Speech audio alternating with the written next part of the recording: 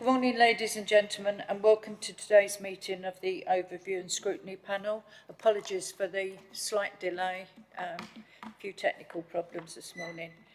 During the live broadcast, members and officers are asked to please ensure that mobile phones are placed in silent mode and that microphones are switched off whilst not in use. If we move straight into the agenda, and can we have apologies for absence, please? Good morning. We have apologies from Councillor Higgs and Councillor Carney. Thank you, Helen. Agenda item 2 is to approve the minutes of the previous meeting. We're being asked to approve the public minutes at pages 3 to 14 of the public agenda pack as a correct record of the meeting, which took place on the 9th of June 2025. Can I ask any member who does not agree with the minutes to indicate? I see no objections to the proposal, so the minutes for the meeting are agreed and approved.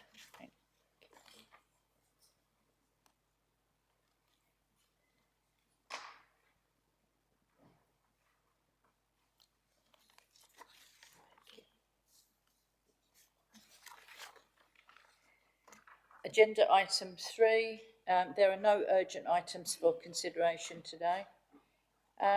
Agenda item 4 is to receive any declarations of interest under the local code of conduct or any interest under the code of conduct on planning matters in respect of any items to be discussed at this meeting. If you have anything to declare, please can you inform the meeting now? No hands raised, thank you. Agenda item 5 is an update from Freedom Leisure. The information presented in support of this item can be found at pages 15 to 24 of the agenda pack. I'd like to welcome those attending for the presentation today.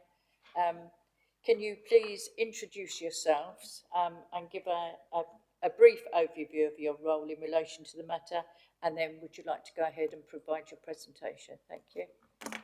Thank you very much. Yeah, good morning everyone. Matt Wickham, Chief Operating Officer for Freedom Leisure. I've been to these sessions every year since 2018.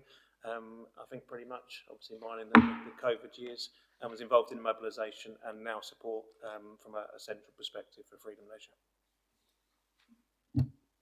Good morning, my name's Dan Pelfram. I'm the Area Manager. Fenland Partnership is one of 3 that I cover. I too have been to almost all of these bar one, and I was here when we mobilised in 2018 too.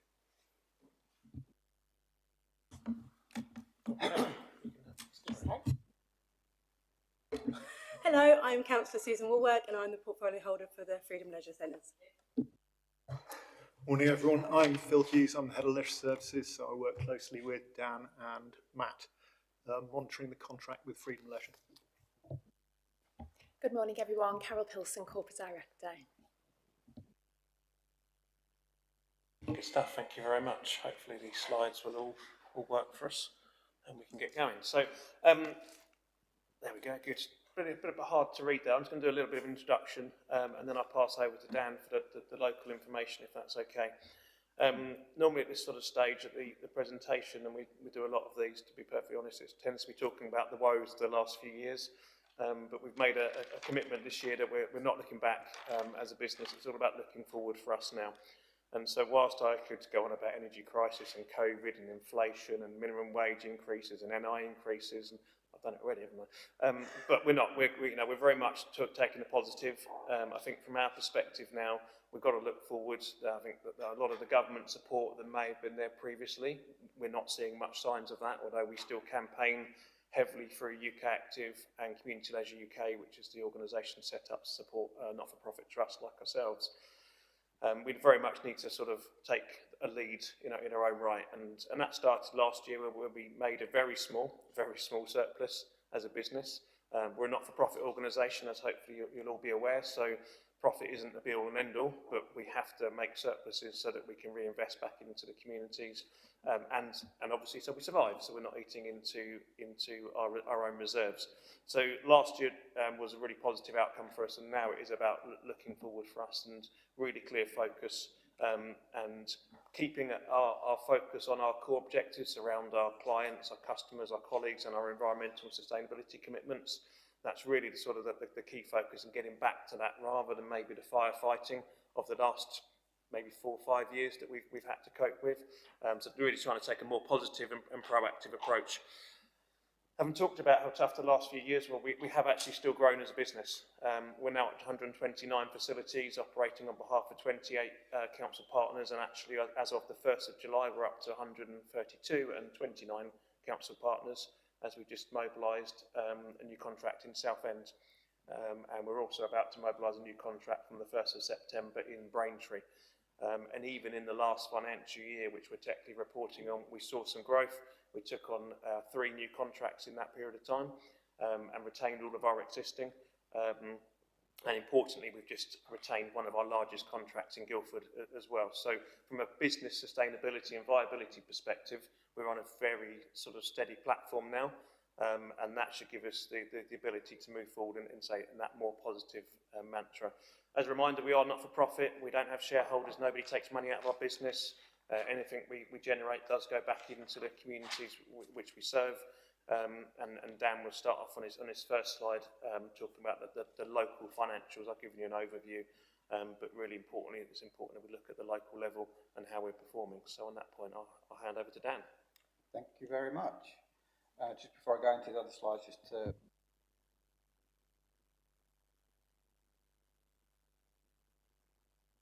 rookie error, do apologise. Just before I go into the slides, I want to make it clear to everyone in the room that there's an awful lot of detail behind these slides. This is an overview, a summary. We meet monthly with the officers and we scrutinise these numbers and a lot of the detail. So if there is anything requested out of the group, have to just let me know and I can make sure that we get the detail over to you.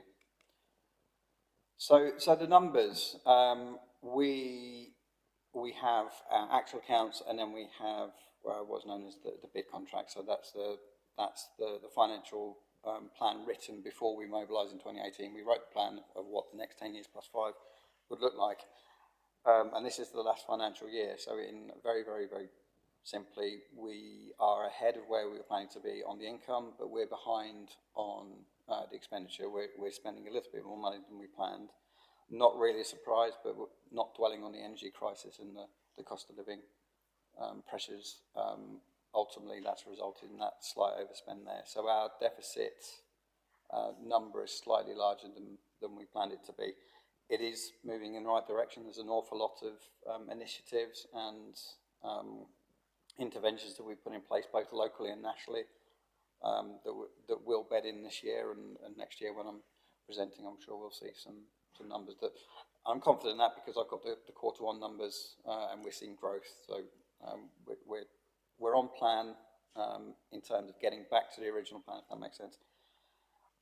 As last year, I split some of the big income items and a few of the costs as well, just to give a flavour of what's happening in terms of what that spend looks at. What the income and the spend looks at. Largely the same as last year in terms of the amounts, very slight different, smaller income for fitness, but I can explain that in a moment. Swimming, largely the same as last year. We would expect growth, but it didn't happen. Again, I'll allude to some of the challenges we've had with that. Children's activity has grown substantially, so that's soft play, that's junior activities ultimately. Our staffing costs are higher than we planned for obvious reasons. We weren't planning on the increases on national insurance and living wage and minimum wage and things like that. So that has been a challenge for us. Utility cost again is higher than we planned for the obvious reasons, but we're doing some really, really good stuff. And the reason I'm able to be so confident with that is because I'm quite proud to report that we've, among a few awards that we had, internal awards for the area, Hudson Leisure Centre, for example, was a regional winner on energy reduction initiatives and buy-in from teams. So we're on the right path. We're doing everything we possibly can to keep those numbers low whilst maintaining the ability to improve people's lives through leisure, through coming through our doors. And then there's a little number there, £250,000 on repairs and maintenance. Our venues will cost a lot to maintain because they're ageing. And things do break, and it is not a drain. That sounds negative, but there is a spend there that we plan Next slide. These are the numbers. I want to make something very clear, and these are active participation numbers. So these are physically people doing activity in our venues. Slightly down on last year overall. A couple of reasons for that. We in March, competitors really hurt us. We lost a lot of our fitness membership moving from George Campbell into Snap Fitness. We are recovering, we're growing again now, but we did see that immediate dip, and we had some planned and unfortunately some unplanned closures of facilities that affected those numbers. The aquatics numbers have increased despite those closures and those challenges. And what's really interesting this year, it's not something we report on to Phil and his team, but the people through the door, footfall, throughput is actually up about 7% year on year. That's largely due to the number of colours we've seen at Manor, the number of events we've seen at Manor, so people using the field and coming into our venues. So physically, people through the door is up, but active participation is down. Oh, they don't come up too well on there. So this is our colleague survey. So this one is based on an annual survey, and these are the results up there that are quite clear. I'll run through a few of them in a minute. An advancement of this system into the coming year is now a live survey, so our colleagues can give us instant information. So rather than wait for the annual and maybe get some surprise and have to react, we are able to see live stats and therefore intervene very, very quickly. So overall, again, it's there. So 3/4 of the survey is the middle one there. It is positive, is the blue bit. So that I know from speaking to my colleagues, and I'm sure Matt will reinforce that, there are operators out there that would die for these level of numbers going there. So it's a really positive survey. There were a few questions that I've answered. I don't know whether to bring them up now or to whether we can take them later. It's entirely up to you guys. I'll just plow on, I guess. Well, yeah, so they're just for, the three across the bottom are gender, age and length of service. The one on the right hand side is I am proud, so nearly 2/3 of people agree that they are proud to work for Freedom Leisure. And the left, as you look at it in the middle there, is I enjoy my job providing a good service. Again, over half of our workforce agree, and about 5% strongly agree. So really compelling, really useful stuff. And as I said, it's live now, so we can react a lot quicker to those. That's interesting. So this is a generic slide in terms of our health community. So we can differentiate between our operational venues and then we have healthy communities. But ultimately, and Matt will I can hear him talking in my ear, everything we do is healthy communities. Everything we provide is designed to help people in our communities become healthy, more active, improving their lives. So there's just a few slides there of some of the schemes that we run across the patch. We do have a central resource that lives fairly locally for our advantage, and we are working with the council and their internal team and promoting that, and that's going from strength to strength, and we'll continue to. So what our customers say, so there's two elements here to this. There's the score in the top right hand corner identifies the propensity of our customers to promote us as a brand to other people. And we have benchmarks nationally, locally, and we've just agreed what the score will be next year. The score's been set by FDC that we're going to obtain to. So what I need to make clear is that we've excluded some known issues, maintenance issues, because they really skewed the number, and it wouldn't have been right or fair. It would have painted a picture in a different way than our service is offering. So that's a score, and then we have a lot of methods of providing customer satisfaction. So whilst the NPS is a great indicator of how satisfied our customers are, because I don't think they would promote us if they weren't satisfied, that's a survey that runs twice annually, and then we write a plan off the back of that of how we can improve what we can do, and we'll work through that. So our next one is in the autumn, again with some of the stuff that we've been going through locally. I'm pretty sure that will, well, no, I'm very sure, very confident that will be an improved score going forward into next year. And then the two middle bits, there are screenshots of some collateral, both digital and physical, that we put around the venue, and it's a QR code for all our customers to literally zap it with your phone. It takes us through to a survey, and they can provide us for some information. And again, we go through this monthly. We have software that allows us to split that data any which way, and it gives us basically a flavour. And then I've put some comments on the left-hand side in terms of the more positive, in no particular order, but we're very proud, and it is a theme across Freedom, I have to say, and I'm sure Matt can confirm this from a national point of view. Our staff, our colleagues, always score very highly in our venues. The customers love our staff. They love how they positively impact on their lives through whatever it is, whether that's an interaction on the phone or whether it's a group exercise class. And that's reinforced by some of the other comments in terms of that what we score highly on is the welcoming atmosphere within our venues. They are aging, they are old venues, but there's still an atmosphere, there's still community, and it is a hub, and there is a massive social element to what our guys do. Again, we do get praised on our range of our exercise classes and certain parts of our venues. So they love, Chatteris is loved, all of it in Chatteris is loved. The fitness studios in GC, George Campbell and Hudson are loved, for example. And our customers have acknowledged some of the refurbs that have been done. GC looks a little bit different than it did last year. And there's a lot of work going on in the background just to improve things. Some of the challenges, some of them we can do things about, some of them can't. The size of the gym at Manor comes up every year. It's too small. Lovely problem to have, but it is a niggle and a frustration. So we manage that as best we can.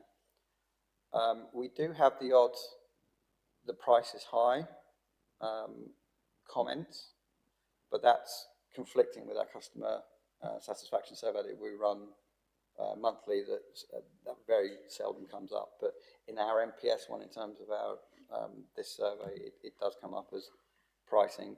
I need to be clear, we do have a pricing strategy. There is a concessionary element to it. It is very flexible. It is good, but there's a perception that the high-end membership, in terms of the most expensive membership, is expensive. Facilities, cleanliness and maintenance does come up. We'd love to keep them clean and sparkling all the time, but sometimes they do get a bit groggy because of how well they're used. For example, if you've got a few thousand kiddies going to learn to swim, bringing in their muddy trainers on a wet day, and that does have an effect on our floors. We do have to react, but largely we're on top of that. Limited equipment is the other one that comes up. That's really hard to measure because that's very specific and very personal. Someone will come into our gym and say, I want this bit of kit, you don't have it. We cater for as wide a spectrum as we can in terms of our users. But it does come up, when can you get this particular bit of kit because I want to use it, kind of thing. This slide is just a little bit of our messaging. So we have a national strategy throughout the year. And then we also blend that with our localised communication. Again, we report on this monthly in terms of the stats, in terms of how well they're landing, the effectiveness of it. And one of the ones that we've done differently last year is we took a national approach to open weekend. So all of our venues had an open weekend. Come and try us, excuse me, which is the middle top image there. That's something new. We've done it a couple of times since, and we're now being a little bit more bespoke in terms of we want to open weekends specifically for our Learn to Swim program or our soft play and bits and bobs like that. So it again, just to go back, this is a marriage of our national campaigning and our localised imagery. Just some examples of what we do. Some of it's offer-led, some of it's come and try us, some of it's information. some of it's celebration. Yeah, it's a big part of our business, and I believe we do really well with that. If we're looking at the informatics that we get back from our website and our social channels. Last but not least on the slides, I will hand it back over to Matt for a national update, because I think there's some pretty powerful messages going out there. We locally, as I mentioned before, Hudson Leisure Centre was a regional winner for the work it's done in the past year in terms of managing its utility, in terms of consumption. A very, very proactive team, and some technology intervention. So we report on this weekly, no, not weekly at all, report on this monthly to Phil and his team. And there is also a project manager that work closely within the team in terms of the bigger project, and it's multi-layered and it's very, very strategic, but ultimately it's designed to reduce the consumption where we possibly can. So on the slide there, it does show a reduction in electricity, but it does show an increase in our gas. The reasons for that, largely we have a bit of technology that, in essence, it's a boiler that uses gas to power or generate electricity. So we're burning gas to produce electricity to run our venues. So that's why the stats are looking like that. Excuse me. And then this is our journey, which I will have to hand back over to you, Matt, in terms of what we're doing nationally. But I'm also very proud to say I know that we've been nominated for a number of awards. I know that we're the first operator that's accredited to the carbon literacy programme. Segue straight back to you there. Yeah, sure. Okay, so I'll turn my mic on. Thank you. Turn yours off there. Thank you very much. From an environmental point of view, I don't think it goes without saying that the focus that we've had on this as a business, given the utility prices, without going backwards, but to remind you that we went from 8 million to 24 million plus as utility cost as a business. That came down to about 15 million last year. Positively, we've just signed new contracts a while ago for this year, and that's actually seen another £2 million reduction on our electricity bill, which is really positive. Still a long way higher than where we started. We're still some 4 or 5 million above where we were pre-utility crisis. So an awful challenge for us still to overcome, but taking the positives of that reduction without question. But as a result, it has absolutely focused our mind on what we can do and the actions that we can take. We've worked very closely with Sport England through the SPSF2 funding that's been available to complete an exceptional number of projects across the portfolio, which just eases the pressure across the board. I know there's some separate projects that hopefully may or may not be happening more locally as well. But we now have 52 centres out of 129 with solar PV, for example, on our roofs. All of our sites almost exclusively will be lit through LED lighting. All of our pools, almost without exception, will have pool covers on them. And that's driving us to an overall corporate saving on an annual basis, 5% last year, and I think about 3% on CO2 emissions. So the savings are becoming less, because 2 years ago that would have been 10, 12%, and probably the same year before, because the challenge is still there, and the challenge actually is about maintaining the level of savings and energy saving measures that we're putting in. But equally, we're also trying to broaden that to not just focus on kilowatt savings. That's important because it saves money, clearly, but broadening it out to more sustainable elements of what we're doing in terms of we have sites where we're now offering car chargers for customer use, obviously at a cost, but given the opportunity. We've installed more bike racks at some of our facilities. We're starting to measure how our colleagues get to work, so that we can start to look at how we can improve that and reduce our carbon footprint through our colleagues just getting to and from work, through car sharing, through cycling, making cycle to work scheme for our colleagues, for example. So there's a whole range of stuff that won't necessarily drive savings, but it helps contribute to our impact on the environment. And I think that's kind of the perspective that we're coming from now as a business. It's kind of half on savings, half on the sustainability on a wider scale. And we work with each local authority as and when that's more or less of a priority for that particular partner that we're working with. that's probably, Dan did mention, we're now a carbon literate organisation. We picked up that award last month. We're the first leisure operator and still the only large leisure operator to be carbon literate as an accredited organisation.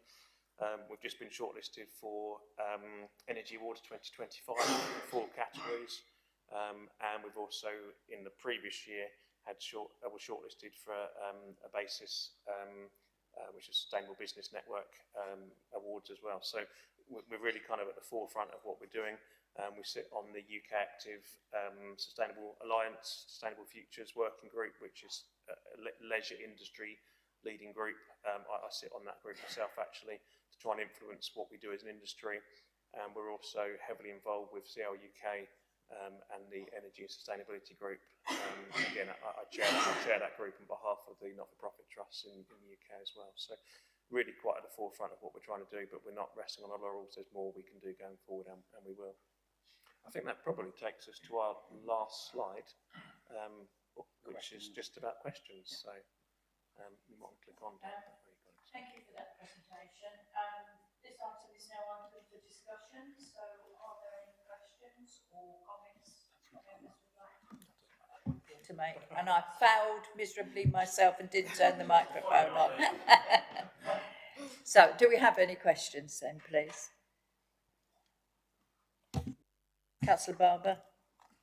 Thank you, Chair. I have got a few questions. Can I do them all at once? Is it easier? Okay. The first one is, you have explained a little bit about that. We saw what the figures were for the past year, but there wasn't anything to base it on. We didn't have last year's figures, and you've said it was slightly down. Can you just go over again why it was down on last year? The participation figures, yeah. So George Campbell.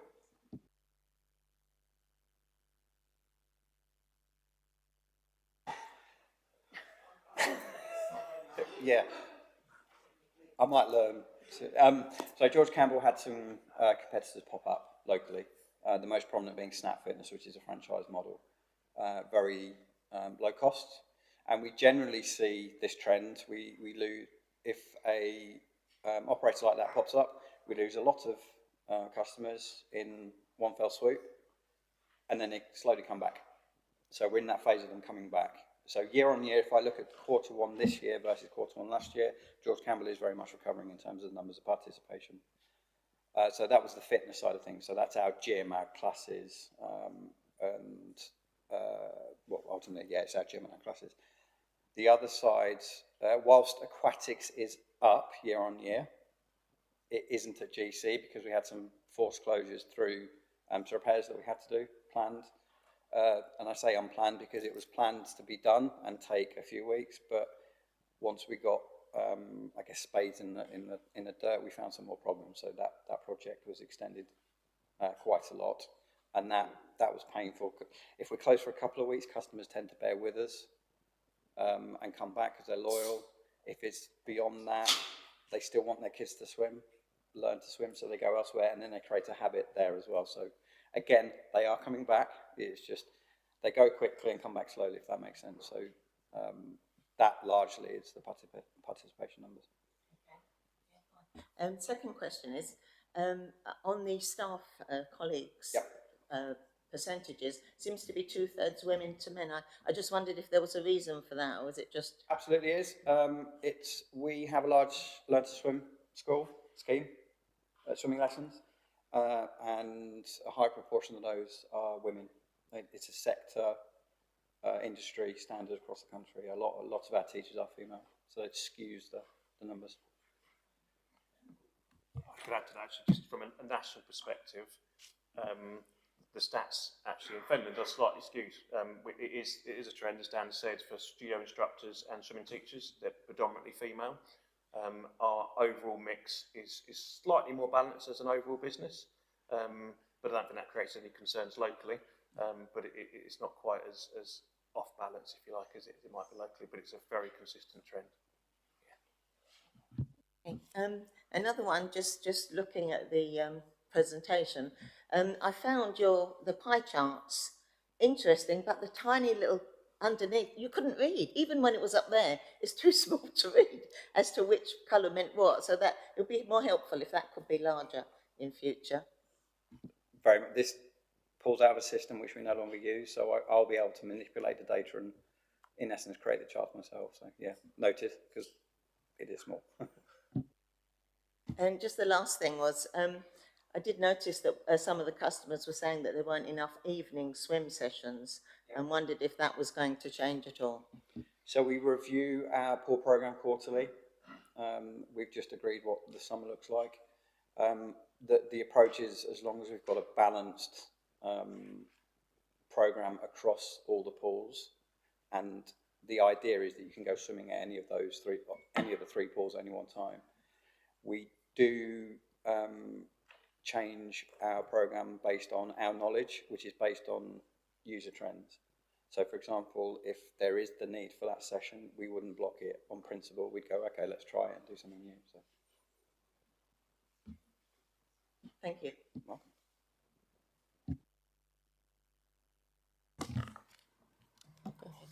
Thank you, Chair.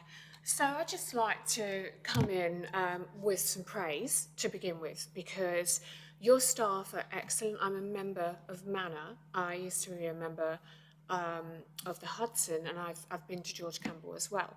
You do really well in holding on to very high quality staff who are completely dedicated to people's training. So well done for that. Where I feel that that's been let down is with the equipment that's not repaired, and this was identified on page 21 of the report, where the equipment isn't repaired in a timely manner. I can give you loads of examples, and also the cleanliness. The changing area, for example, in the Manor, I mean, there's cleaning, and a quick mop round doesn't really get the job done. So because it's been identified in the report, and you yourself said, Dan, that it's an ongoing issue, but you feel that you're getting on top of it. Could you talk about that a bit, how you're actually getting on top of it? Thank you.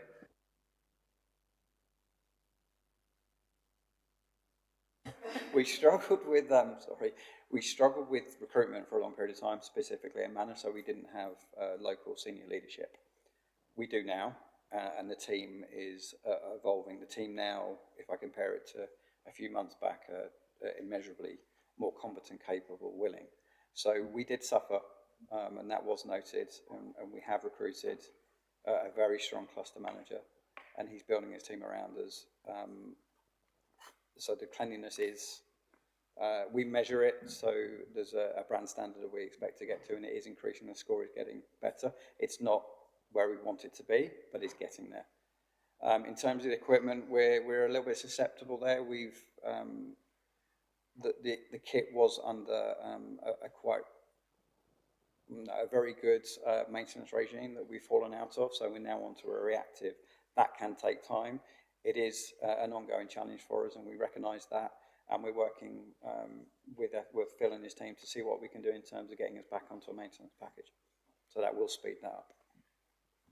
Sorry, if I could just add, we're also dealing with that on a corporate level. So the way that the arrangements work for fitness equipment, you purchase equipment, you enter a maintenance agreement for 5 years. That then falls out. We then set up a separate agreement, but ultimately you're still relying on the main supplier to provide the parts, and they're not that quick at doing that. So we are looking at alternatives to that corporately. So whilst we're dealing with it locally, we're also dealing with it on a corporate basis to try and improve that service for our customers as well. If I could just come back, Chair, through you. Thank you for your explanations. I really appreciate that. I overheard some complaints about a piece of equipment, the leg extension machine in Manor, and the staff didn't quite know how to answer that. They said it's above us, or words to that effect. So I wonder if that can be translated down to the staff, so that because I feel that you're going to lose customers, and I don't want that to happen, because as you rightly say, it's a community hub. So perhaps some more openness around that might work in your favour. Yeah, thank you for that feedback. Actually, I think it's important that we make all of our colleagues aware that that there's no reason that other than a delay in that contract or a supplier, there's no reason we should have kit out of action. Even if there's equipment that needs to be replaced, then we need to deal with that, and that might even be removing it from the gym, but in most cases it will be replacing it. So we'll make sure we pick that up with the local team. Thank you. Councillor Boyce-Baird. Thank you. You mentioned Snap Fitness being a competitor. There's one about to open in Wisbech. Now, I'm wondering, do you have any plans, or will there be any plans to ensure that, or any promotions to ensure that you're going to retain the customers? Yes, is the short answer. What we benefit in Finland from is, as we just alluded to, the core of the staff, the colleague, the team, are local. They have a real buy-in to the venue. They know what's going on in their community. So this was highlighted a while back, and I'm supporting the local team with the national leads on. We have some national campaigns coming that are very, very strong, and ultimately what we're doing is we're going to spend a little bit more money on pushing that. And what differentiates Hudson from competitors like Snap, and we've recognised that our aquatics is part of that. So we've just, through support from Phil and his team, we've secured a substantial amount of funding for inflatable. In fact, 2 inflatables and a lot more fun going in at Hudson. That was approved last week. We'll get those ordered, get in, and we'll go to town for that to differentiate what Hudson provides versus Snap.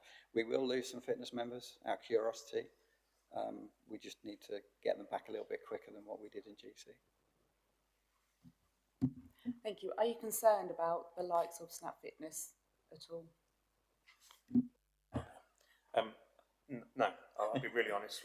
We're not, because we've seen this so many times now, and this is a fairly regular trend. I mean, I'd like for your planning team not to approve these buildings. That'd be really helpful. If anyone sees on planning, that'd be great, because I'd rather not have the competition. But I think Dan's covered really well. To be fair, we've got a different offer, and we can go head to head on price, but that's not going to do us any favours. We need to go up against a competition, a budget competition, sorry, I should say, more specifically on quality.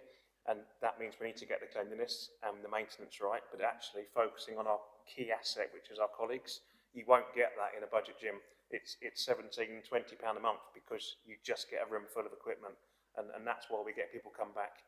People don't think they need that encouragement and that motivation from trained experts, but actually it's not until they've gone they realise they do, and that's our real strength that we need to play on, and the longevity and the loyalty of our staff, as you rightly mentioned, is a key asset for us. So I'd rather they weren't there, but are we concerned about it? No. I mean, yeah, absolutely. We're going to deal with that challenge, and we will see a drop. We've seen it in an awful lot of cases all over England, in all of the larger areas that we're operating in, and we have to deal with that. Were they there 10 years ago? No, different model completely, but it is what it is, and we've got to just get on and deal with that. Thanks.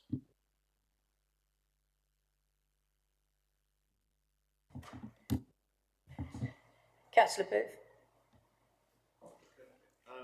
Well, just on that point around dealing with like the budget operators, are you, when you're doing your promotions and advertising, are you concentrating on the fact that you've got these trained professionals, and do you make that advertising more personable, you know, to try and sort of show who those people are? Would that be a benefit to sort of try and retain people? Just a suggestion. Absolutely, and you've just written our campaign, or approved our campaign for going forward. Exactly that. What I've challenged the guys to do is, because we've seen it, if we post videos of our guys in our venues doing our stuff, they land. So there's very much a campaign for the next 3 months with exactly that. Referring back to the slide there, we've got our national campaigns, and then we've got more of a localised, bespoke community aspect of our social. So very much so. My challenge is to merge the two on a website. Obviously, we have a corporate model for a website, but I want to get some more personalised stuff on there, because we do have a lot of people that go to that website. But absolutely, that's exactly what we're going to do. I think a good example of that, actually, we had a lifeguard that took it upon themselves to I think it was TikTok, I'm not into social media, so apologies, I think it was TikTok, produce a video of a day in the life of a lifeguard. It was actually, I was worried what they were going to put on, to be honest, when I first heard about it, but having seen it, it was actually really boring, because I've been a lifeguard years ago and I know what they're doing, but it got 500,000 views, and it's because people are just intrigued as to sort of that personal touch. And I think the bit I was going to mention as well in relation to recruitment. So whilst we've got longevity of service, which is absolutely fantastic, we still need to recruit. We've got our working groups, we've got a customer colleague and client and environmental working groups, as we sort of alluded to, but we're really trying to change that focus about who we're recruiting. It's not about, have you got a fitness qualification? Actually, let's recruit on personality. So we're really changing the way we're promoting our adverts, but also the questions that we're asking, because you could have some fairly bland standard questions for any type of interview, couldn't you? But actually we're trying to understand that person's personality more when we're interviewing, because that's what interacts with the customers, not I've got a level 3 fitness qualification and I've got this qualification. We can teach people that. That's actually quite easy, with the great respect to all of us in leisure. But actually that personality doesn't always come. So that's really where we're trying to get that focus. And then you're absolutely right, we've then got to promote that to the customers and make sure they can see it. Councillor Ray. Thank you, Chair. Thank you for a great presentation. You've gone through some challenging times, and well done for keeping on board. First is just an observation. In your Fenland years in numbers, I think what's really useful moving forward would be comparative figures from previous years. So, you know, when you've got 95,427 gym visits, that's great, but what was it last year? How can we compare that? So it might just be a visual that might sort of help promote that. But Dan mentioned that you burn gas to generate electricity. Can you talk a little bit more about that and whether that's sustainable and whether there's plans to actually change that? In terms of numbers, absolutely we can provide that. They're provided through officers, but probably not in this presentation on a comparable basis, so that's easy for us to do. In terms of the combined heat and power units, CHPs, they're very common well, at least in our sector. I can't really talk about any other sector, because gas is cheaper than electricity. Generally nowadays, leisure centres won't be built with a CHP unit. They'll be loaded with air source heat pumps and solar PV and solar thermal to offset the higher cost of the air source heat pump, which run on electricity. Obviously what we're working with here is inherited facilities, as we do in almost all cases. Probably 95% of our buildings aren't brand new at the point at which we take them on. So it is a concern. If we wanted to take our sustainability view, we'd probably close down all CHPs across the business and put as much solar PV or even sort of wind farms and so on, but the cost is so prohibitive. And then when you look at just taking a CHP out, you'd save on the CO2 emission saving would be fantastic because we buy green energy, but the cost impact on even just on this contract alone would be phenomenal. And that's the balance that we've got to try and strike with our partners, absolutely working with the council as a whole and officers to understand exactly which way we go and at what point. There is obviously government funding, public sector decarbonisation scheme funding. I think another phase is just closed, but it'll be reopening again later in the year. We've benefited from that in a number of partnerships, but that effectively is free government money. I've got one really good example where the funding was £1.8 million. The actual cost of utilities has stayed the same. So the payback of 1.8 million isn't there, but because it's government funding, it was an initiative that they had, we could do it, the council could do it, but we haven't made any saving overall on, we've saved all the gas, we've taken gas out, but electricity's gone up by so much because of the usage and because of the cost of it. There's a fine balance. So it is tough to reduce your carbon emissions in leisure facilities whilst trying to remain cost effective and reducing the numbers. Thank you, Chair. I've got a couple of questions myself. The first is the sauna and steam facilities. Now, they've been closed for some time. Is there any plans to reintegrate them, or are they going to be permanently closed?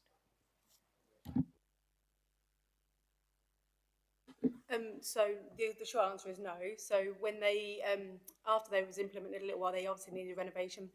the cost of that would have been astronomical, and the evidence showed the footfall wasn't great enough to warrant that. And then with the energy pricing as well. So going forward, no, they're not going to be part of it. And when they do the renovations of the property itself, they'll be removed. Thank you. And my other question is, in the presentation, I didn't see any mention of this. So, what measurable incentives are there in place to ensure inclusivity and accessibility for the underrepresented and the lower paid?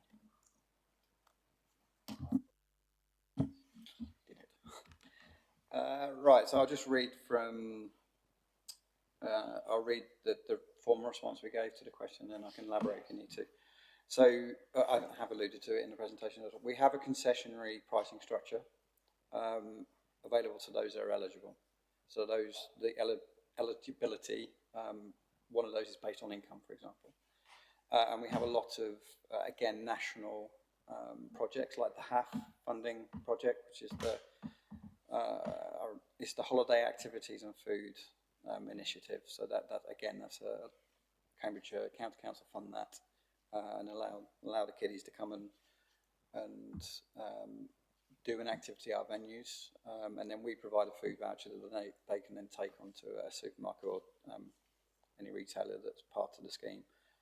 So that's the response, and I'd link it back to our healthy communities. That's everything we do. So we work closely with national governing bodies like Sport England, Swim England, UK Active, to make sure that we're as close to every opportunity as we can get in terms of providing that access where possible. Thank you. Are there any more questions? Councillor Booth? Yeah, just wanted to cover a bit about MPS and issues. I think I've been asking for more information on complaints and the likes for a number of years now. So it's good that you've got these 5 issues in the report. What you don't have is the quantum, so how many people are sort of raising these, how big of an issue is it?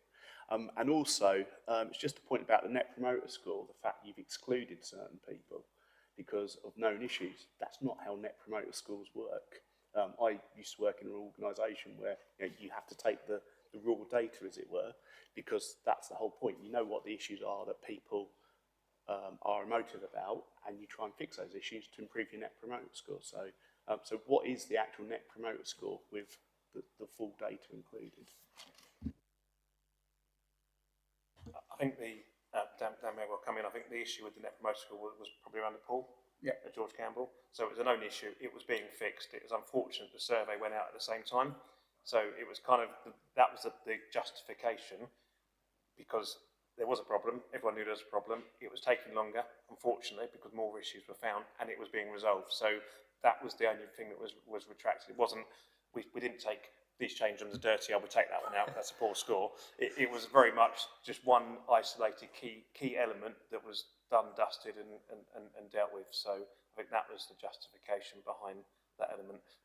Apologies, Councillor, can you remind me the second part of your question? Yeah, well, I guess, what impact did that have on the Net Promoter Score then? And then the other point is just about the quantum for these 5 issues. So, how many people are complaining about it?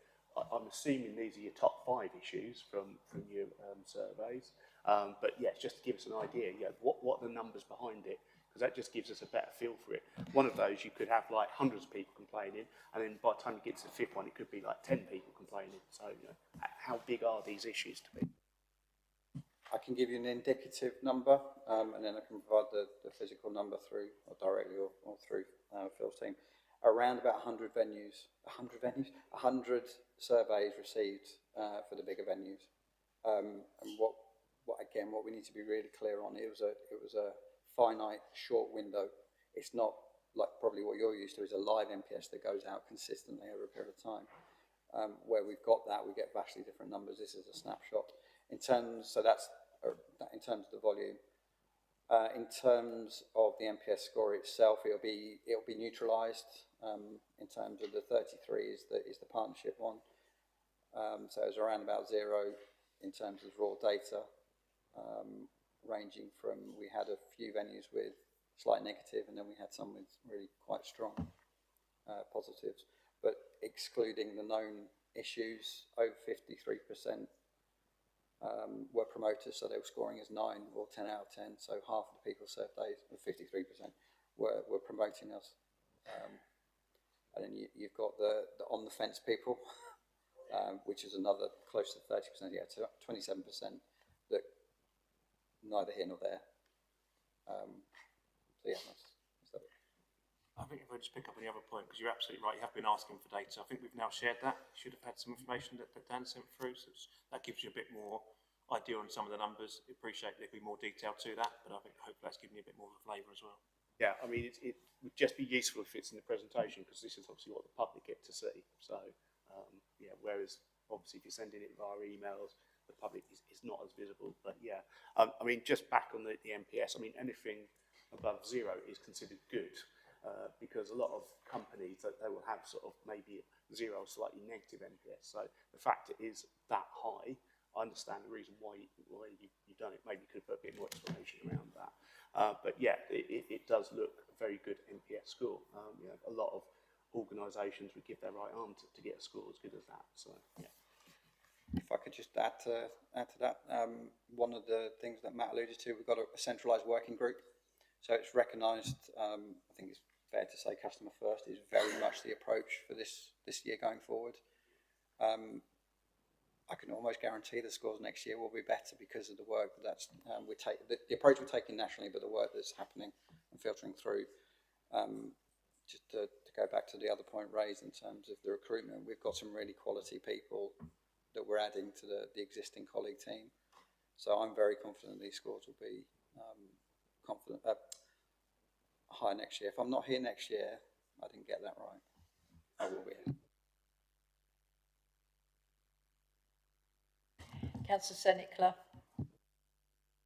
Thank you, Chair. Just one final point from me. Obviously, you know, we've spoken at length about customers leaving. You're saying that they're coming back. And I really hope, I want you to be successful. What if the centres do fail, though? What happens then? Do they come back under council's management? What happens? I'm really tempted to pass this to my right, but I'll have a go and see where we get to. Ultimately, we're in a contractual position. The contract is set, and we're here for as long as that contract, and hopefully longer. Just saying.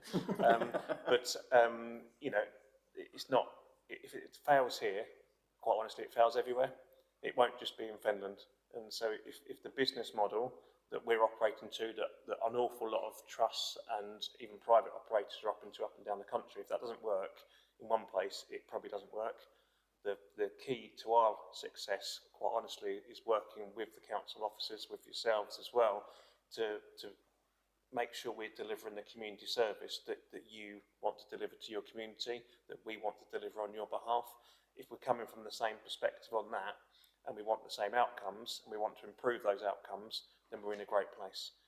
If there's scenarios where it's just all about money, actually, yeah, it probably doesn't work at some points, but that's not where we're at in this partnership, or actually in any of our partnerships, quite frankly, because we only tender and bid for contracts where we think there's joint focus and objectives and shared objectives. That's not always everything. We might, not always be on the same page on absolutely everything. We've got to decide with yourselves which bits we're aligned on and how we can work together, and to make sure that the facilities are sustainable going forward. But I think the reality is that the market, health and fitness market, is growing. The understanding, the awareness, actually starting with the younger generation, is becoming more focused on health and fitness, and you see reports all the time about people going to the gym on a Friday night rather than going to a club.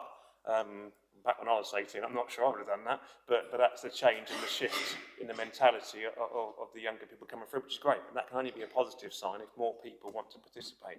We've seen active participation across the UK increase in physical activity over the recent years, partly fueled by COVID, admittedly, because people that's what they could do, that 1 hour a day, but it's continued, and it's continuing to improve. So I think with those stats combined with the partnership approach, the model still works, and if it doesn't, then we've got a bigger problem across the whole of the UK actually.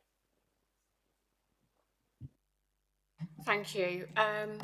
On that then, I hope that when we're sitting here this time next year, you can get more customer positive feedback to show on your slides.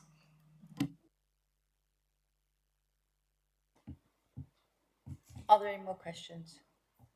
No? Okay then. Thank you very much for the presentation.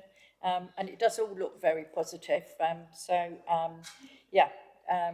We look forward to seeing you again next year with more positive reports. Thank you. Thank you very much for your time. Thank you.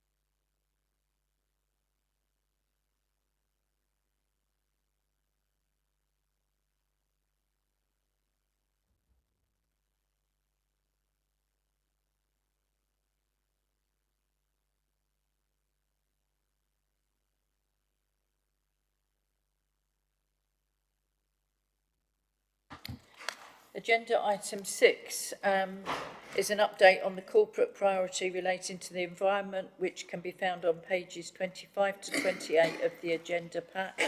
I'd like to welcome those attending for the presentation to join us now.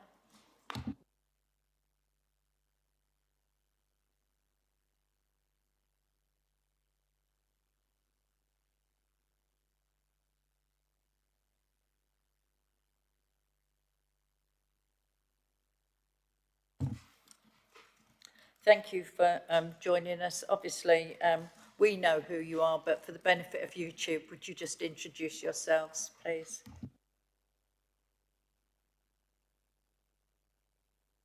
I'm Councillor Steve Tierney, and I'm the portfolio holder for all sorts of things, but environment is one of them. Thank you. I'm Councillor Chris Bowden, the leader of the council. Thank you.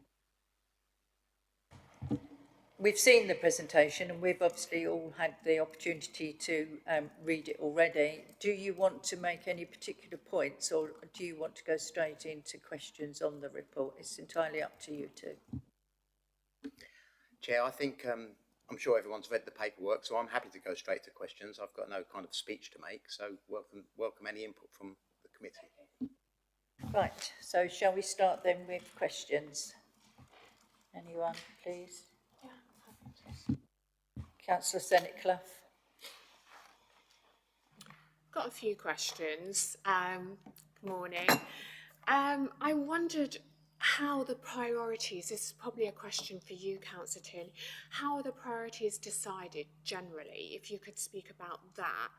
And then as a sort of subpart of that question, specifically, what impact will local government reorganisation have on overseeing and managing the priorities, or what will the predicted impact be? Can you speak a little about that? Thank you.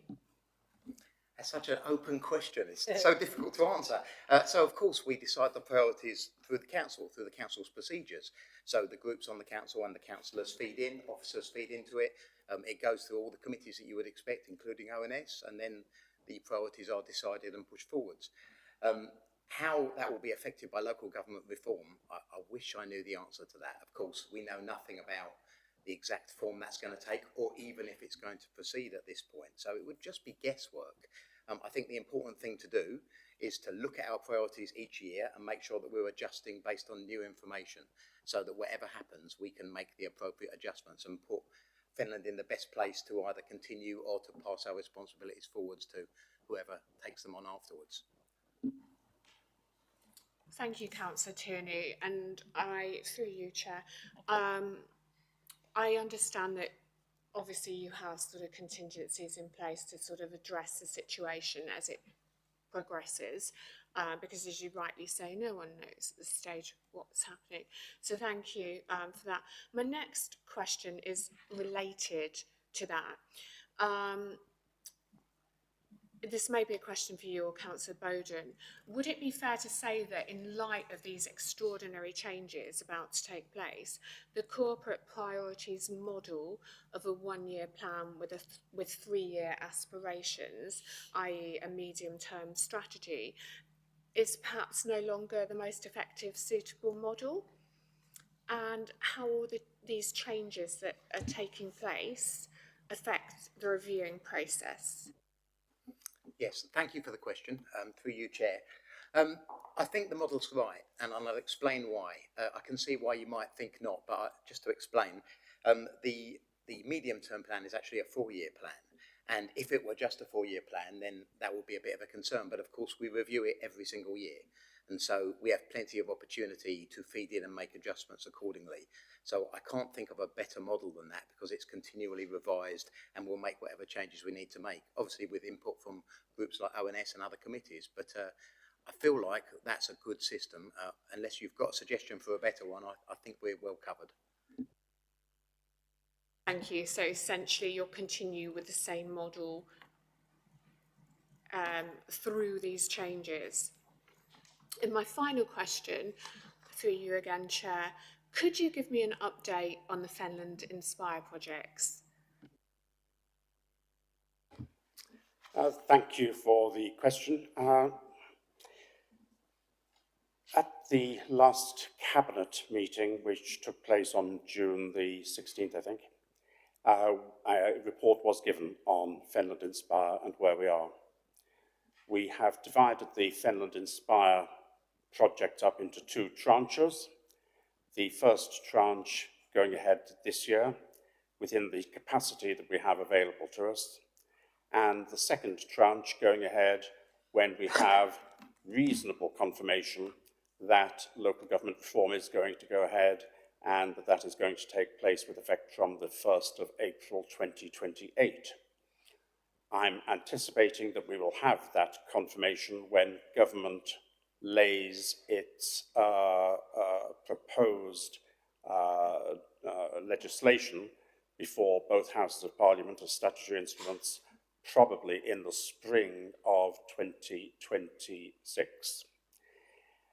If and when that happens, and all the indications are that it will happen, that will then unlock the remaining part of Finland Inspire, because without that certainty of termination of Finland District Council, we might actually have difficulty in being able to finance what it is which is being suggested.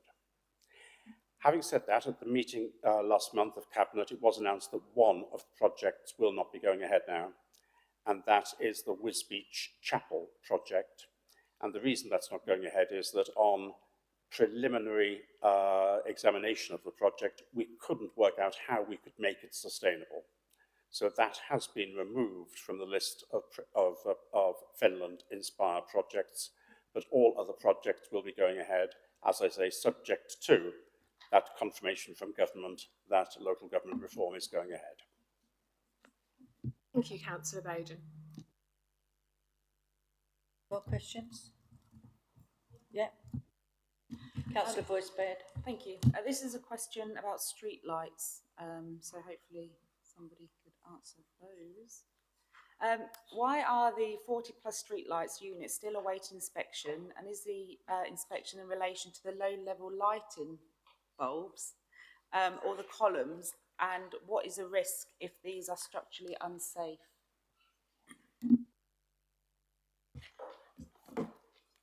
Good morning, everybody. Thank you for your question.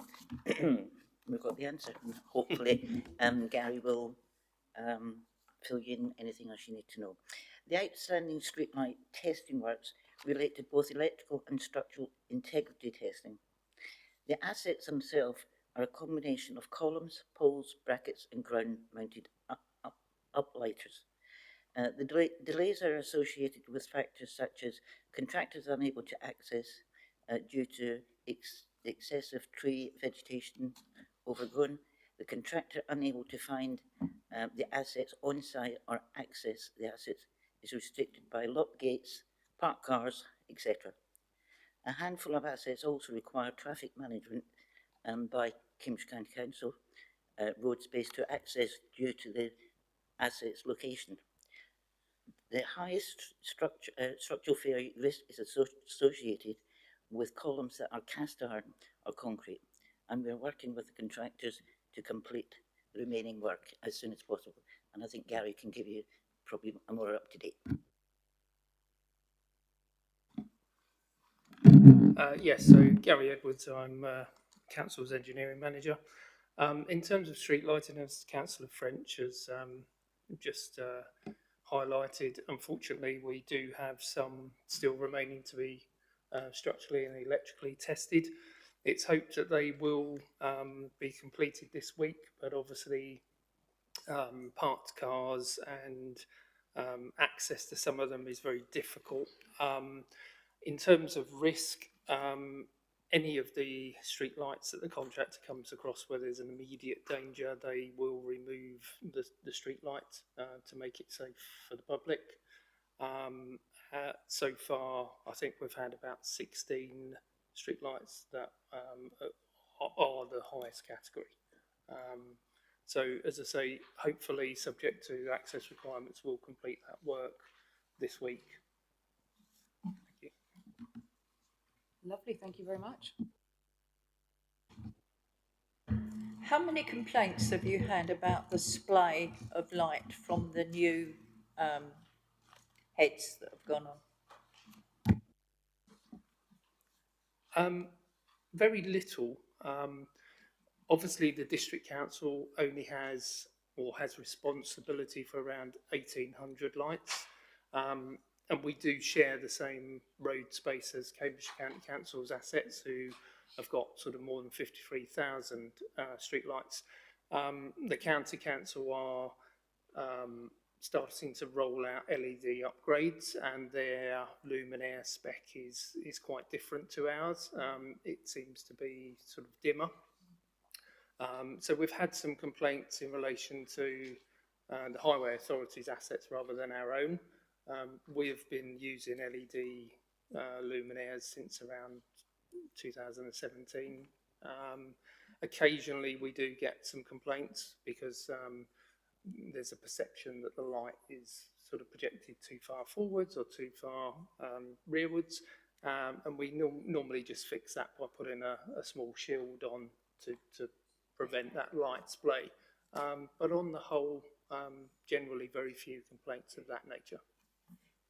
Councillor Booth? Thank you, Chair. Yeah, obviously we've got a new contractor in place now, haven't we, for the street lighting. So talking about Parson Drove, we've got some outstanding replacements we're still waiting for. And also I think there's a few of them where we're waiting for UK Power Networks to undertake the connections. One of those lights, which was a knockdown about 18 months ago at least, we're still waiting for. How has the handover happened with the new contractor, and how are you sort of getting up to speed with all the sort of outstanding pieces of work? Yes, I think the handover to the new contractor has gone very well, but much slower than we anticipated, because we were having to sort of use, the contractor has a very different system of managing streetlights to we have at Fenland, and we generally don't access their system particularly well, and they can't access ours, so this transition has been fairly slow. In terms of some of the legacy schemes. We tried to complete as much work as possible with our former contractor. I think the assets that you are alluding to, I don't know the specifics. I think there's very few, but we did have some problems whereby pole bracket replacements in particular are quite challenging because the contractor, the previous contractor and our current contractor can't undertake some of the connectivity works where there's overhead lines, so we need UKPN intervention. So generally what happens is they will replace the pole bracket and they'll put a temporary supply in, so they should be working, but we then order the connection through UKPN, who has to come and do that final sort of transfer. That process has been very, very slow and frustrating, unfortunately, because that we're in a sort of three-way triangle between ourselves and UK Power Networks and the county council because of road space permits, etc. And there seems to be a bit of blame culture, unfortunately, of who's responsible. So I think, generally speaking, our contractor does what they can, and then it's over to the to UK Power Networks. What we do is where a new asset is installed, we do put a temporary supply in so that the light is in light and not out of light. So I think if there's any specifics, if we can take that up outside of the meeting, I'll be happy to advise. Yeah, I mean, the specific one I think is PC9, Main Road, Parson Grove, which is on the junction of Seeley's Lane. As I understand it, it was a knockdown. UK Power Networks came along, removed it within a few hours and put another bracket up, but I don't think it's ever been connected, so, from what I've been told. Okay, I'll certainly look at that outside of the meeting. Okay. Councillor French, you wanted to say?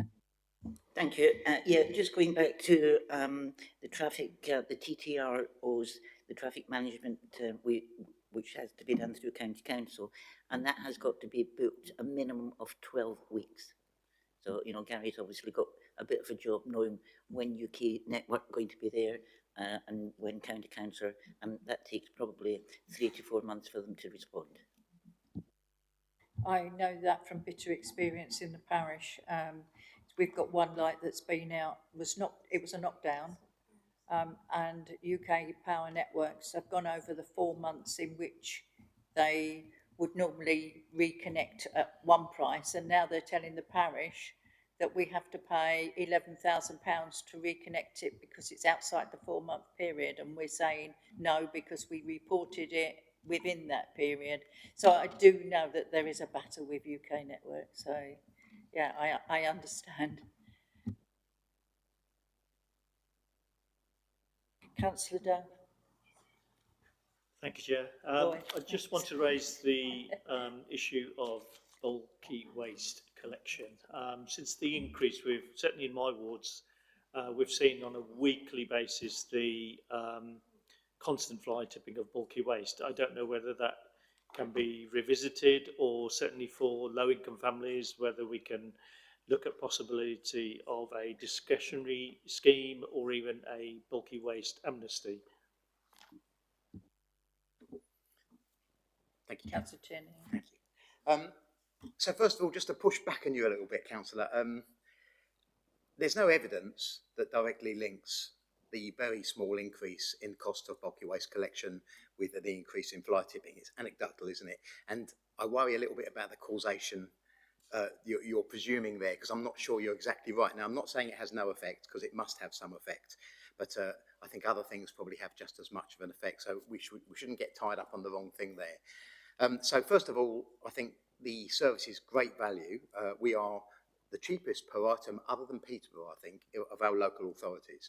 So we're already offering a very good service, which people seem to appreciate, and you can tell that by the fact that the service is growing each year, more people are using it. So initially, I would say we're offering a pretty good service, and I'm quite pleased with the way it's going. But your specific question as to how can we perhaps help people with a bit less money to do it? Well, first of all, I think running a good service helps people anyway, because it enables us to provide them a better service, to keep council tax low, which helps people. But in a case of extreme hardship, it is possible for the service director to waive the fee. Now there have to be evidence, and have to be quite an extreme case, I think, but they do have it within their power to do that in extreme cases. So I think we've got some cover there. In regards to, I think you asked about what was the word you used for amnesty? In regards to an amnesty, it's an interesting idea. I know it's been tried in a few other places. The thing I worry about with that is that, do you give people an opportunity to get rid of loads of waste, but then as soon as you've done it, it starts to accumulate again. So you end up having to have ongoing amnesties, which costs a lot of money. I do think most people accept that there is a cost to removing bulky waste, and I think we are cheaper than getting a private company to do it in most cases if they're doing it legally. So I'm not sure, but it's an interesting idea, which I'm happy to float with officers and see where it goes. Hopefully that answers your question. Thank you, Councillor Zerni. Thank you, Chair. Mahone. Thank you, Chair. Should we get clarification that local government reorganisation is definitely going ahead and Fenland will be abolished, how will that affect our ambition to introduce civil parking enforcement in the area?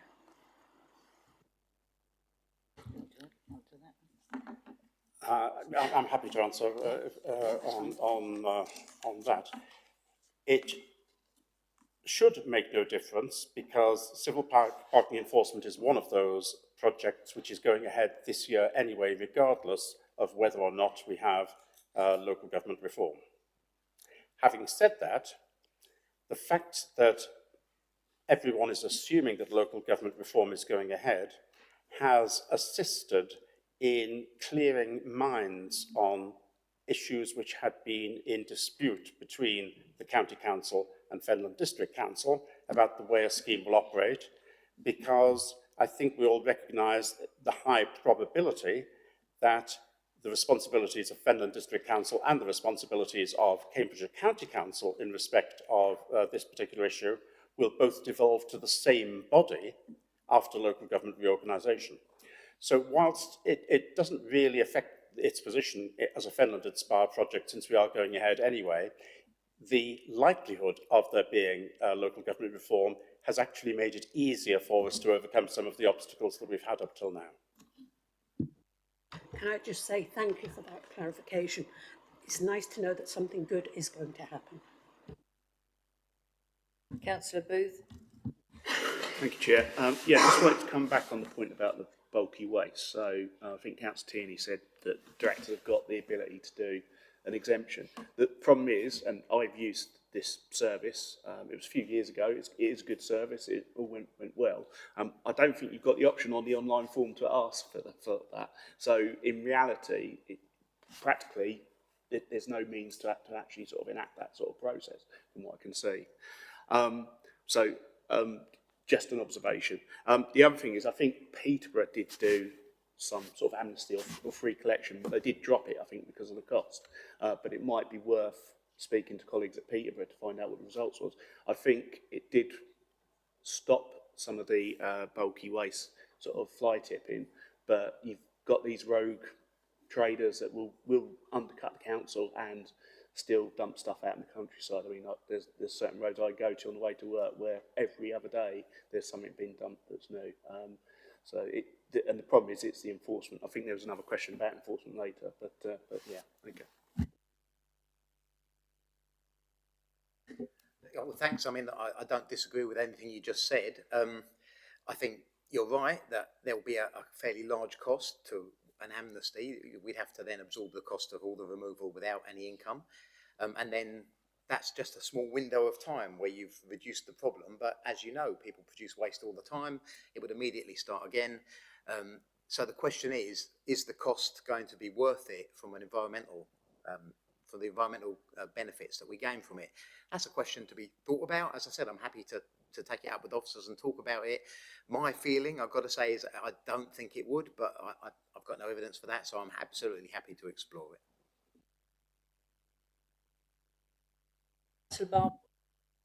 Thank you, Chair. In the light of how much money the council generates from the blue recycling, and how much is actually now not used because it's not recycled properly, I noticed that you said that as a result, you're going to continue to support our customers to maximise their recycling efforts. And I just wondered how you're going to do that. Yeah, so of course it's good wording, isn't it? We support our customers all the time by running a good service. But the other thing that we do is that we try to promote recycling all the time through all the channels that we talk to. So council communications and our website, and going through things like libraries and community groups. And then we also have our group of volunteers whose name has slipped my mind. Remind me. Getting it sorted. That's right. Yeah. So, and I don't know why the name went out of my mind. I'm getting old, but yeah, they're a great group of volunteers. They've been running for a few years, but as with all volunteer services, they do need an occasional refresh to keep people excited and to keep things up to date, which we're going through right now. So this year there'll be a relaunch of that. Which I think does also support people, and encouraging councillors like yourselves to talk to your communities and to encourage people to recycle. I think one of the messages that's quite useful is to, because a lot of people will just do it for the environmental benefits, but for those people that perhaps want something a bit more personal about it, I like to say, look, it's actually saving you money, because when we recycle, we can then sell that recycled goods. We get actual money for it, which enables us to keep council tax down and provide better services. So it is money straight back into your pocket in a way. And I think a lot of people can see the benefit of that who perhaps aren't immediately onto the environmental benefits. So two different sorts of people, two different approaches. If anyone can think of additional ways that we can support the community, just come and tell me, because I'm always happy to explore new ideas. Thank you. Yeah, I have to say, I don't think that residents do realise that they are actually generating savings in their council tax by recycling, and I think that should be promoted more in some way. And also, I wondered if you do go to places like coffee mornings and Women's Institute meetings and things like that to talk about, or does anybody go and talk about those sort of things about recycling? Yes, thanks. So we'll take that on board.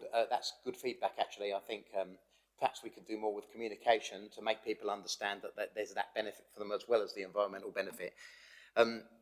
As for going to the coffee mornings and spreading the word, I would say to some extent we kind of rely on councillors for some of that. It's kind of you guys' job, and my job as a councillor too, of course.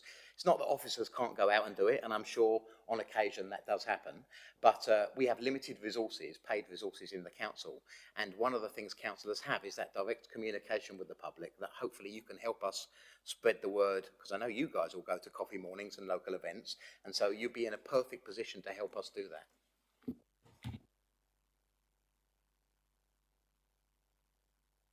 From April, there's this, what they call it, extender producer responsibility payment, a bit long-winded, but is that something, because I mean that's worth quite a lot of money to Fenland, is it worth including some mention of that publicly to try and get more people, so that we've got the tonnage, we get more money?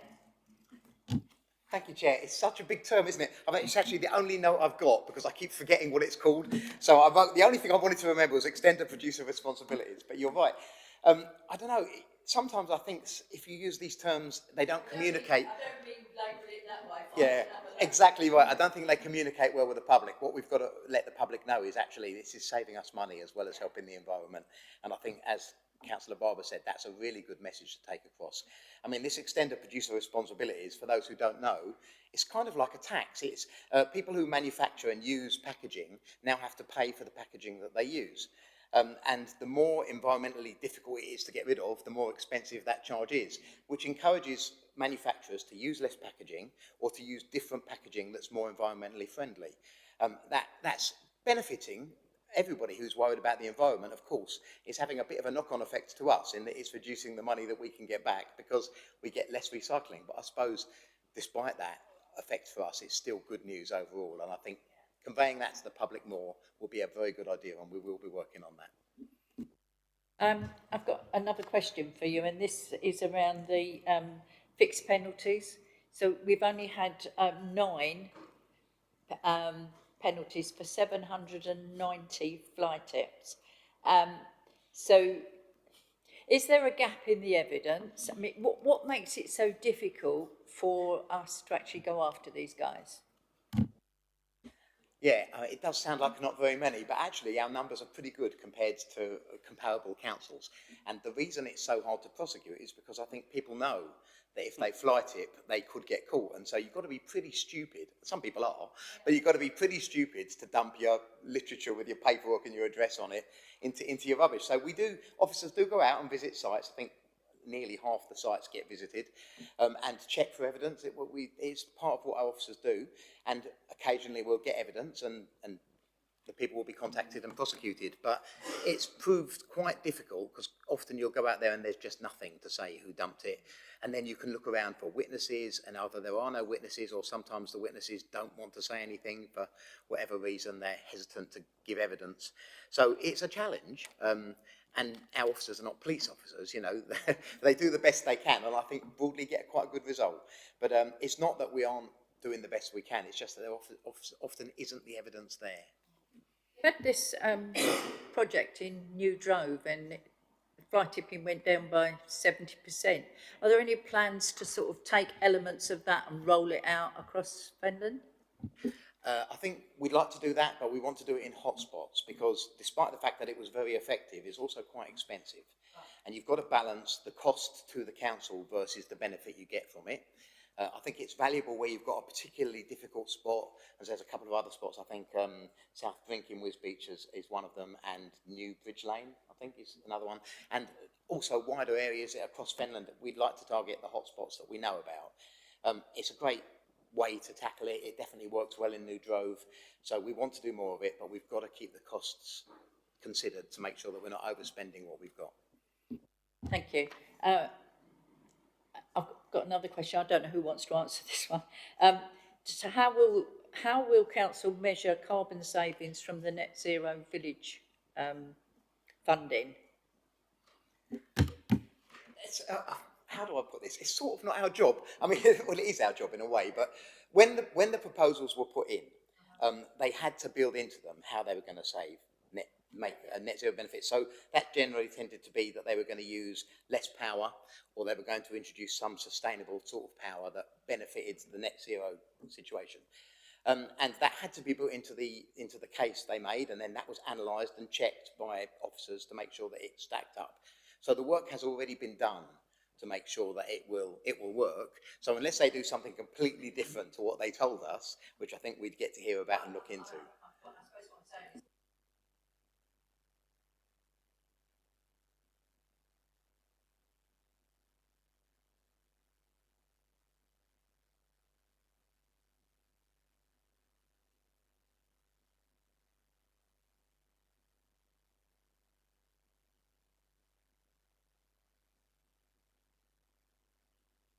Yeah, I see that. I think broadly we built the checks into the application system, which doesn't mean that we won't keep an eye on what's going on and look for things that are totally different to what they said they were going to do.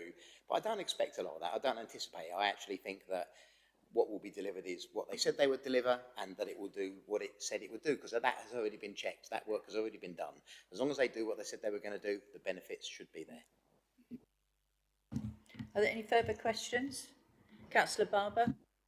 So, can I just ask a question about something that isn't happening yet but is going to be, and that's the food waste collection? Yeah? Yeah, of course. So the reason that we aren't talking about this too much yet is because it's a little bit early.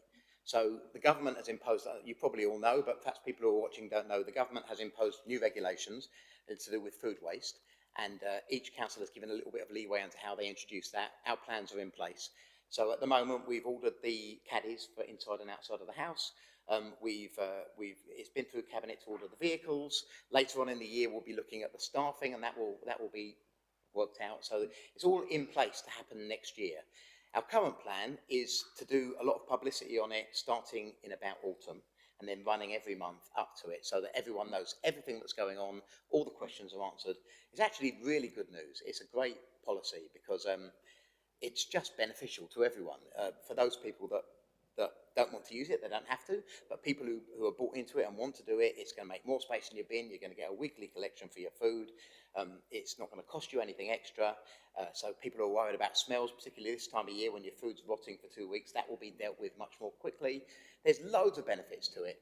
It's going to be a great project, but I think we want to introduce it to people in such a way that there's no confusion. Because otherwise what sometimes happens is people get the wrong idea, then they roll off from one, and before you know it, you've got a negative situation that's completely unnecessary, because this is a good news project. Thank you. Can I ask my questions now? So just a couple of questions. Are we going to have bags to go into the food waste containers? Two, I know there's currently food waste collections from businesses, but does that include street vendors like hot dog sellers and people like that? And are they going to be included? Thank you. So in regards to the bags, officers, correct me if I'm wrong, some of this is still being worked up, remember, but the answer is yes. We will give bags initially to the people, and then something like they'll tie a bag to the bin outside if they need some more, something like that. This is still being considered, but that's broadly the thinking at the moment. I'm not wrong, am I? Good, good. And then in regards to traders, I don't know the answer to that, but I would think probably not, because trade waste is handled separately, but I'm happy to pass over to officers if you want to add anything to that. Yeah, that's correct. So trade waste customers have to make their own arrangements, and obviously the council provides an excellent trade waste service should they wish to use us. The food waste regulations only affect businesses of a certain size, so single traders won't need to be covered by the regulations, but that doesn't mean that they can't choose to be a part of it should they wish to. So all traders need to familiarise themselves with the rules to find out whether they are covered by them or not at this stage. Like I said, we, Fenland District Council, will collect commercial food waste should you need to. So again, any help from members to promote that service, because it's another important income stream for the council. Is it businesses over 10 employees, isn't it? That's the scale? Yes, that's correct, yeah. Councillor Booth? Yeah, just to follow up really to the new regulations coming in. And I think we suggested last year that once we knew what the new regulations were, that officers have a look at that and see what opportunities there were that you could sort of take away to improve recycling. Obviously, the food waste has been mandated by the government, but what else is changing? What other opportunities have we got to improve our recycling from those regulations? I think I did read that there's some analysis being done by RECAP. I can't find the section in the report. But if that's the case, when will that be sort of completed? So there's a report that's going through RECAP. I'll bring you in a second, Chris, if you want to add something to that. I thought you were just raising your hand. There is a report going to RECAP in the autumn, which will give us some more answers on some of this. It's been delayed by various government delays, if you like, that have left us unable to proceed with that. And I'm absolutely brand new to RECAP, so I've only been to like one meeting, and I've been a few weeks in, so please give me a little time. But it's quite exciting to see it work, actually, and I'm pleased to see how they're working. So, so the answer is, what your question was, what more can we do? Well, I think we've kind of answered that with the other questions that have been asked, which is that there's nothing in the government policy outside of the food waste that we already know about that compels us to do more. But we benefit from recycling for all the reasons that we know. So I think promotion and the volunteer team and all the work that we're doing outside of that in all the different organisations that we partner with is probably the best way to encourage more recycling. And that's a bit of a vague answer, but I felt the question was a little bit vague too. Yeah. Well, it's just trying to get a better understanding for the regulations and what we can take from them to improve our recycling. I guess the other question is, I think I read a long time ago that the things like the brown bin tax would be removed as a result of these new regulations. Is that the case, or will that still continue to be charged? I don't think there's no intention at the moment to remove the brown bin tax. Officers will correct me if I'm wrong. The government hasn't dictated that, and as you know, most councils do the brown bin fee. Although, can I just point out that we still remain almost the cheapest in the surrounding area, and that's not an accident. We deliberately try to set the cost to be effective for people so that it's not a burden and it's a beneficial service. Are there any more questions? Okay, thank you very much for your answers to all the questions, and we'll move on to the next agenda item. Steve, you might as well stay where you are.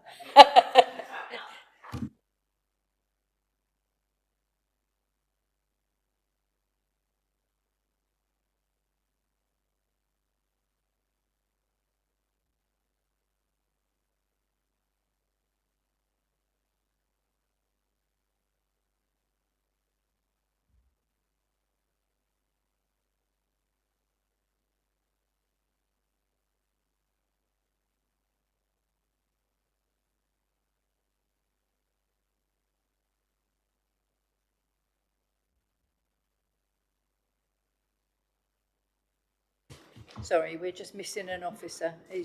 Obviously, we didn't want him to have to sit through the whole of the agenda, but he's on his way down. Thank you.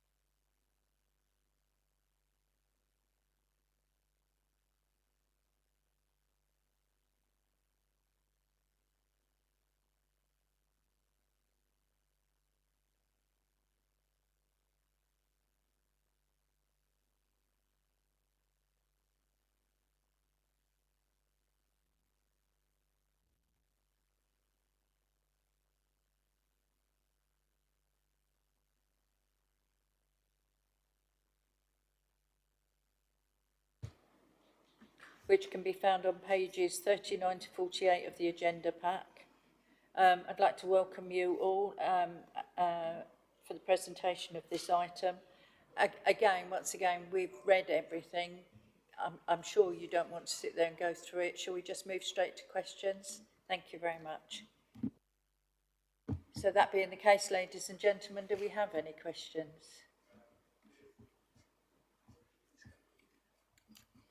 No? Oh, well, Councillor Roy?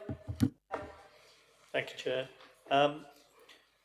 Just referring to the digital switchover that we're going through with the transformation, have we got an indication in real terms as to the cost savings to the council, and has there been any significant impact on any staffing levels? Through you, Chair. No and no. So just to clarify why, we didn't anticipate there will be any savings because we're actually quite ahead of the game. Fenland moved to VoIP like 20 years ago, and most of our services were already in good shape. So when the changeover was necessary, there wasn't a great deal for us to do, and we've got very good officers who are perfectly capable of handling that. And so the consequence is everything's gone pretty smoothly. It hasn't really saved us or cost us anything, and there's been no significant changes to staffing levels. So, given the fact that we've moved over to this cloud-based infrastructure for Teams technology, what's the contingency plans for data loss, cyber attacks, service interruptions? Yeah, absolutely. Officers can fill in with more technical stuff if they like, but I'll give you the layman's answer.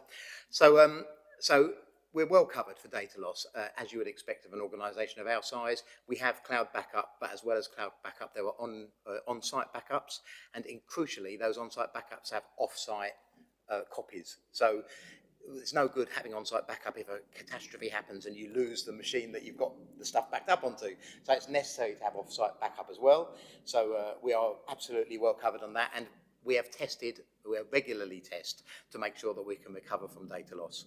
So we know that we're in a good position. You can't think of every outcome, but I feel like we're well placed.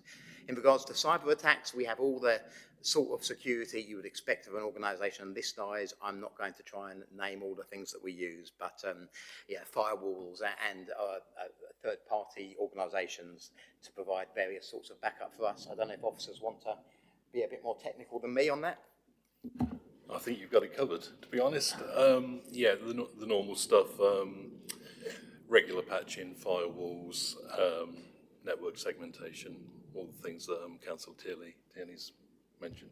I really asked the questions so that you could make the statement for the benefit of people watching YouTube. I'm sure all around the table we understand that things are in place. Thank you. Chairman, the problem with saying we're going to be fine, everything's fine, is then one day something happens and you aren't. So I hope that that doesn't occur. But broadly, I think we are in a good position, yes.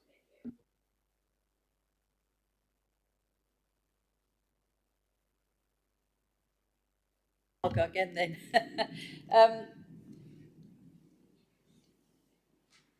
Can you quantify the service level improvements resulting from the 241k in cashable savings and 7,000 officer hours saved? And specifically, how have these gains transferred into better outcomes for residents? And what governance or audit mechanisms are in place to independently validate self-reported achievements and figures? That is quite some question. So, well, of course, we quantify it through the council's procedures. So officers look at it, they use data and analysis to make sure that these things are measured and tested and recorded. And then they work with their partners in the audit department and also in the accountancy department, who check that those figures are accurate and right. And then once they are accurate, they then report them back to committees like this, who can then question individual things if they think there's been a mistake. If there's another way to do it, I can't think of one. That feels like a pretty robust procedure. I suppose you could commission a third-party independent organisation to look at your data, but it's very expensive, and I think would only be necessary in a really crucial situation, which I don't feel we've got. I think our systems are pretty strong, but welcome input if people think otherwise. Thank you. It's a good answer.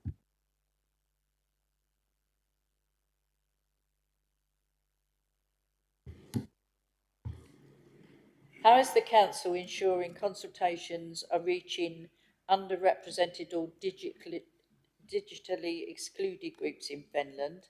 And how do you ensure that the automation of services doesn't negatively impact on those with complex needs or low digital literacy? Thank you. I like this question. You guys who know me will know that I've long been a supporter of making sure that we don't push everybody digitally if they're not ready to go digital. And of course, that is a sizable block of our community. Lots of people are ready to go digital, and the more that we can encourage to do that, the better it is, because that frees up resources for those who we can't support. But to answer your question, how do we support people? Well, they're two different groups, aren't they? Underrepresented and unable to connect digitally are not quite the same thing. Sometimes there's crossover. So underrepresented, we approach them in lots of ways. Things like the Golden Age fairs, our press releases, our website. We talk to community groups and organisations. We talk to parish councils and communicate information for them. We make sure that our information is available in places like libraries for people to look at. We've got 24/7, you can call us 24/7, Monday to Friday and Saturday morning as well. So there's lots of opportunity for people to reach and actually speak to someone about concerns that they've got, or engage in consultations if they want to. In regards to consultations, we have hard copies at all the libraries and at the boathouse and the various other centres that we support across Finland. I think we do quite a lot, actually, to try and make sure that people can connect. You know what it's like with consultations, though, even when it's easy, people have lives to lead, and the amount of people that want to engage is always limited. But I think we do a pretty good job of making ourselves available across those groups. Now, in regards to the ones who aren't digitally represented, the other methods I said, being able to phone up, being able to go to the library and engage, are our key ways, if you like. The only other thing I can think of that we could do would be to write to everyone. I know you know the huge expense of writing to every house in Finland, so I think we would save that for something absolutely critical or crucial. Hopefully that's an answer to your question. Yes, and I was just thinking that within Finland now we've got lots of community hubs and community fridge venues where people are going along on a weekly basis. And quite honestly, certainly speaking from experience in my parish, there's a high representation of people there who do struggle. So obviously, we have people on hand there to try and help them, but I wondered whether there was some sort of basic leaflet that you wanted to produce just for, that could be handed out at these meetings, because they're every week. And certainly, I mean, we're averaging 40 to 50 people every single week. Yeah, thanks. I mean, each consultation is different, isn't it? So it will be difficult to produce a generic leaflet that worked in every situation. But there tends to be paperwork for consultations that we can get out there. As I said, we have hard copies out there in all sorts of places. So we can certainly make those available. If any councillors are going to anything and want to take a hard copy of a consultation to share, that would be brilliant. Please let us know, and happy to do that, I think. And if officers want to add anything else to what I've said. Thank you. I've got one more question. Has anybody else got any questions? No? Okay, my last question then is TA2. How are the objectives aligned with the Council's long-term strategic goals, especially in the light of local government reorganisation and the Fenland Inspire programme? Talked a lot. It's a really good question, and the answer is it has changed TA2 considerably. TA, by the way, a transformation agenda for those listening at home. Transformation has changed a great deal in this council, and it's allowed over the last 6-7 years and more, it's allowed some significant changes to take place about how we perform our services without necessarily harming the actual services which are provided. And in some cases, it's actually enhanced the service provided even at a lower cost. And it's always been an opportunity for us to look further at all of our services to see just how we can manage to continue to make them more efficient and more effective. But all of this involves an upfront cost. Sometimes that upfront cost is just an upfront cost in terms of the amount of time it takes for officers to examine a system and to put forward changes. Sometimes there are capital costs involved as well. And the way in which the transformation process works is that the savings we make following that initial cost much more outweighs that initial cost. That's the justification for transformation. The problem that we've got with local government reorganisation is that in many cases, especially if we're merely looking at services provided by Fenland District Council, we won't have that tail of savings to be made, because once local government reorganisation takes place, the overwhelming majority of the services we provide are going to be provided in different ways, in ways we can't at this time really anticipate.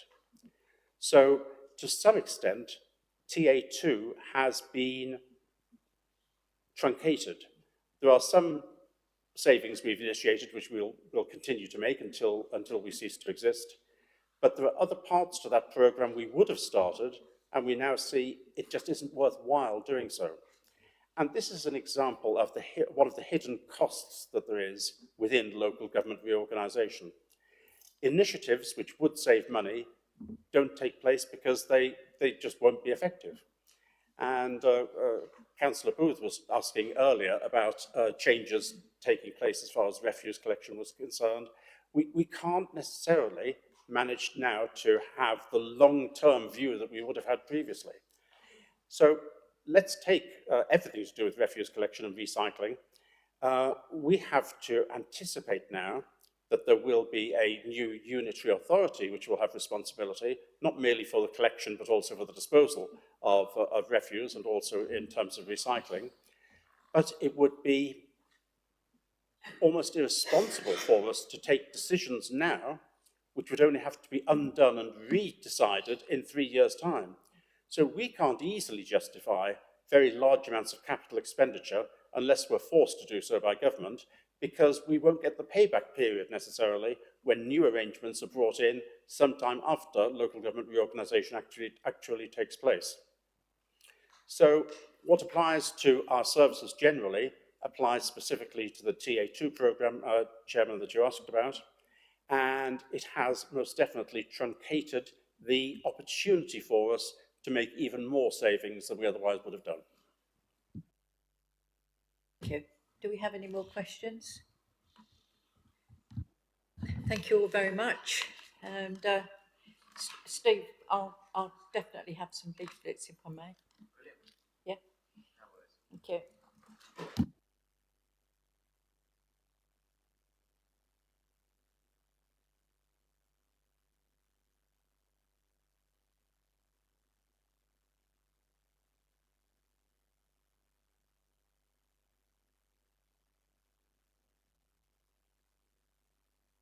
Agenda item 8, which is the draft annual report that I'm required to present to full council for information at the conclusion of each municipal year. The structure of the report is the same each year, and it's updated to reflect the business that has taken place, together with a projection of the items to be considered in the next municipal year. The report can be found at pages 49 to 58 of the agenda and is now open for discussion. Are there any questions? No, thank you. The draft report is now approved for presentation to full council at its next meeting. Thank you. Agenda item 9. The next item on the agenda is an update on previous actions, and you'll find this information at pages 59 to 62 of the pack. The response from Anglian Water is noted. Are there any additional questions or items to add? Thank you. No. Agenda item 13 is the future work programme, which is at pages 63 to 70 of the pack. The future work programme sets out the planned business for the panel for the forthcoming municipal year. Are there any questions or suggestions in relation to the future work programme? Councillor Senate-Cuff. I made a note of this via email to everyone, but my name associated with the Arts Council needs to be removed because I have no authority, jurisdiction or any kind of, I'm not involved in the Arts Council in any way, and because I want to attend the meeting as a scrutineer, my name needs to be removed from that column, please.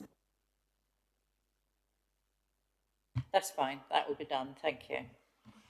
Agenda item 14, items which Chair deems urgent, there are none. And that actually brings us to the close of the meeting today. Thank you all very much. Thank you.